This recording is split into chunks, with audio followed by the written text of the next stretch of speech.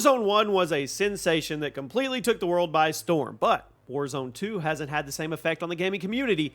This game was supposed to be the full next-gen reset for the popular Battle Royale game, but it seems like everywhere the first game succeeded, the sequel has been struggling. What is up, everybody? Chaos here. Today we're going to be looking at ways that Warzone 1 was actually better than Warzone 2. So you let me know what you think of the two games. Drop a like, leave a comment with some constructive feedback for Infinity Ward, because nobody benefits from this game being bad. They really don't. But getting into the list, we start off with Verdansk. Let's get the obvious one out of the way really quick. Verdansk was a way better map than Al Mazrah. It was, by pretty much every measure.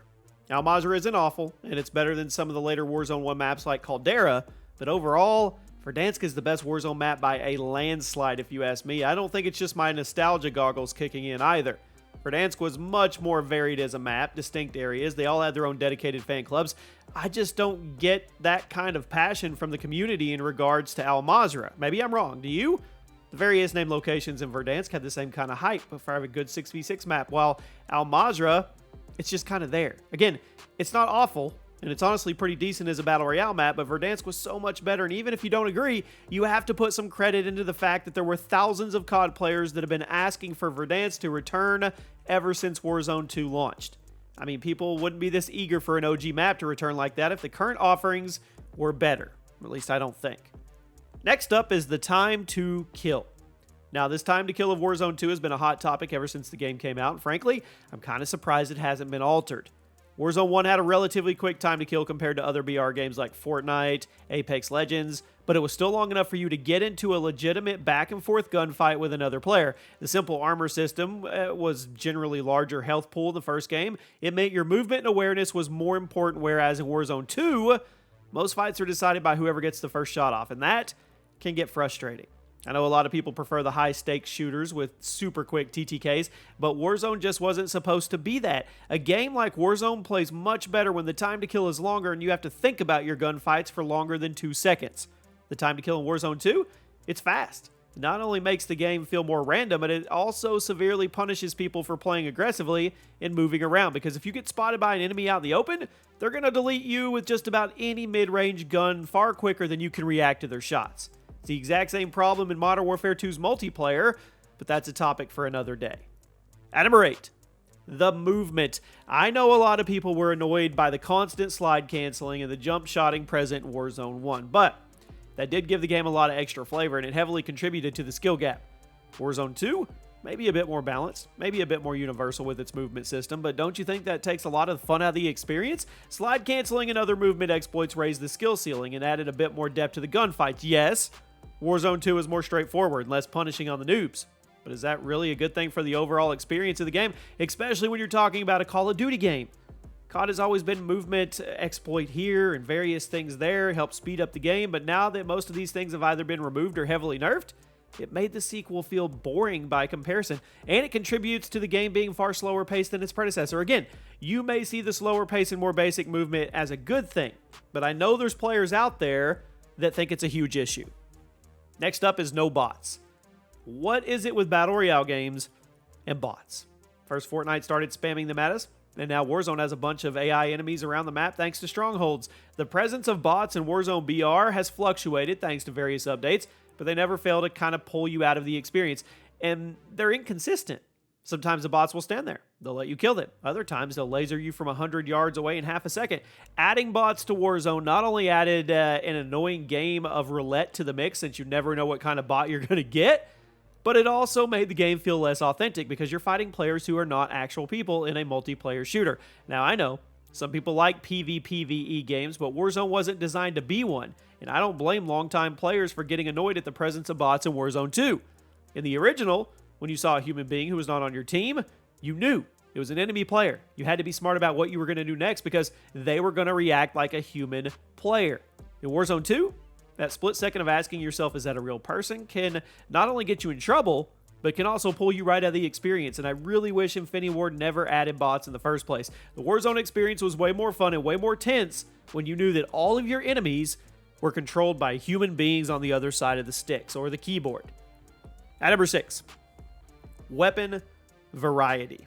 I know this one is a little unfair since Warzone 2 is relatively new, but the weapon variety of the first game, I found it more interesting. As time went on and more guns were added to the experience, you had a lot more toys to play with, and there was a much higher chance of you discovering a new build off a dead player or maybe his ground loot. I don't know if it's just because there are less guns in Warzone 2 or if it's because the weapons all feel more similar to one another, but I've been getting kind of bored with the guns in 2. Again, it's totally possible this is just because there aren't nearly as many guns in Warzone 2 yet, and there will be, I guess. I mean, it just seems like a problem that's likely going to be remedied with time, but even when Warzone 1 was just adding Modern Warfare weapons, it felt like more variety for your custom classes. Warzone 2 just feels a bit repetitive by comparison. Maybe I'm the only one. You let me know. Next up is Plunder. It's been confirmed that Plunder is going to be returning in a future season of Warzone 2, but as of the recording of this video, there is no date set in stone, and it also honestly doesn't excuse the fact the mode didn't launch with the game for reasons I don't get. Plunder was a great way to level up your weapons quicker, way quicker than standard Battle Royale, and free-to-play players. It was a fantastic look for staying competitive. But in Warzone 2, Plunder was deleted in favor of DMZ, and while DMZ is a unique experience, it's not a replacement for Plunder, which was basically Warzone's equivalent of Team Deathmatch. Again, Plunder is confirmed to be returning in a future season, but for a game that was supposed to be completely a replacement for the original, all the previous title's content should have been there, I think, on day one. And the Plunder grinders, they got shafted. They did. At number 4, stability. Now, before you say anything, I know the first Warzone was not the most stable game in the world. I know. But it was more stable than the sequel, which is saying something, especially on PC. Warzone 2 has serious crashing issues and very inconsistent frame rates on every platform. Warzone 1, yes, it had a lot of technical issues, but most were manageable for most players. Warzone 2 is a technical nightmare, and I think a lot of players are upset about that more than anything else we've talked about. We were told that the first Warzone had all the technical problems because it was a far bigger project than it was ever intended to be, and it was bloated, and the sequel would iron out all the issues. But now the sequel is here, and the optimization is sometimes worse. I mean, I have to ask what happened. At number 3, the old Gunsmith. Am I the only one who misses the old Gunsmith? Now, Modern Warfare 2's Gunsmith is pretty similar to its predecessor, but there's a lot of subtle differences that make it feel more like a grind and less natural. A lot of your weapons have an overabundance of attachments, some which have duplicate effects, meaning you're grinding for attachments that are literally useless. The simpler Gunsmith of the first Warzone was a much more natural feeling and rewarding progression system that I think allowed you to feel more connected to your weapon and actually notice the differences between each attachment. Warzone 2's Gunsmith isn't bad at all, but it's not nearly as exciting as the first, if you ask me. At number 2, old progression. Now, Modern Warfare 2's progression system carried over into Warzone 2, and I will say this, I don't think it was the best call.